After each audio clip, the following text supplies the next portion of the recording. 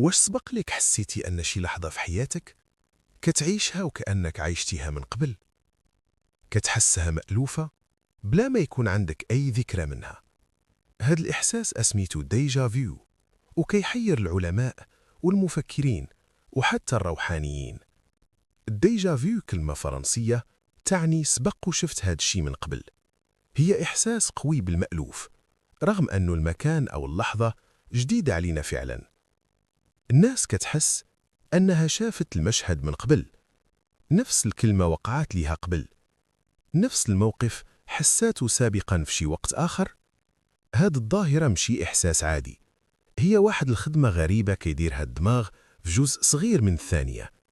العلماء كيقولوا أن الدماغ كيدير عملية معالجة معقدة بزاف ملي كنوصلوا لموقف جديد. أولا الصورة تدخل، من بعد الدماغ كيبدا يصنفها. إذا كان عنده شبه مع شي ذكرى سابقة كيحسك أنها مألوفة، لكن السبب الحقيقي هو تأخير في المعالجة العصبية.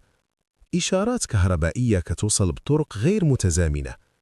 الذاكرة قصيرة المدى كتلعب دور كبير، يعني الدماغ كيقيس ويحلل بسرعة خيالية، وكتوقع عملية مزامنة خاطئة بين الجزء اللي كيشوف اللحظة والجزء اللي كيعالج الذكريات.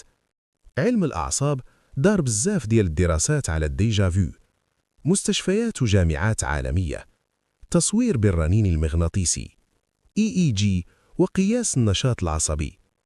والعجب في الأمر أن الناس اللي كيحسوا بديجا فيو، الهيبوكامبس اللي كيخزن الذكريات كيظهر فيه نشاط غير معتاد حتى قبل ما الإنسان يحس بالإحساس ديال ديجا فيو. إحدى التجارب المشهورة، الباحث آلان براون دار دراسة على آلاف الناس ولقى أنه 60-70% من السكان كيعرفوا تجربة ديجا فيو على الأقل مرة في الحياة. وهذا كيدل أن الظاهرة شائعة ومشي قليلة.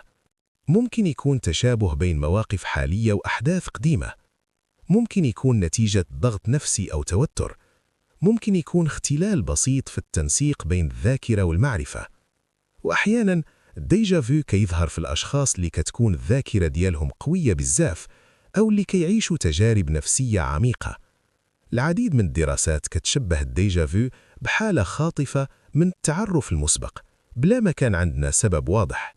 في الدين عندنا كاينين اللي كيعتقدوا أن ديجا فيو مشي فقط خطأ في المخ، راه ممكن يكون رسالة روحانية، تذكير بأن الحياة راه تجربة أكبر من اللحظة، تأكيد أن الحياة الروحانية واقفة على ذاكرة أعمق.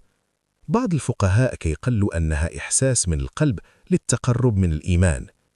في التفسير الديني ديجا فيو ممكن يكون دعوة للتفكر، تذكير بقدرة الخالق، أو إحساس أن الروح سبق الزمان. حسب الدراسات 60-70% من الناس كيشعروا بديجا فيو مرة في حياتهم. الشباب أكثر تعرضاً لها، ممكن تزيد في الفترات ديال التوتر أو التعب، يعني مشي مجرد شعور غامض بل ظاهرة شائعة. كاين قصص كثيرة بحال واحد في مطار حس بنفس اللحظة كاملة من قبل، واحد كان في سهرة ودار نفس الكلام اللي في حلم قبل النهار، واحد حس أنه شاف صورة معينة في الذاكرة ولكن عمره ما شافها.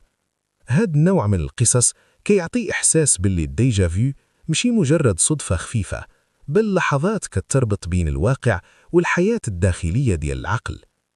الديجا فيو مشي مجرد إحساس عابر، هو نافذة قصيرة كتعطيك رؤية على كيفية عمل الدماغ وكيفاش الذاكرة والوعي والإحساس كيخلطوا باش يعطيوك إحساس المألوف. كيخلينا نسولو، شنو هو الوعي الحقيقي؟ واش الحاضر مشي غير تراكب ذكريات؟ واش التاريخ فعلا خط مستقيم؟ الديجا فيو ظاهرة صغيرة في المخ، ولكنها كتخلي الإنسان يفكر في الحياة، في الوقت وفي الواقع وفي الروح، وكل واحد منا جربها مرة في حياته. السؤال هو، واش هاد الإحساس كيتخيل لينا أو لا هو رسالة من عمق الوجود؟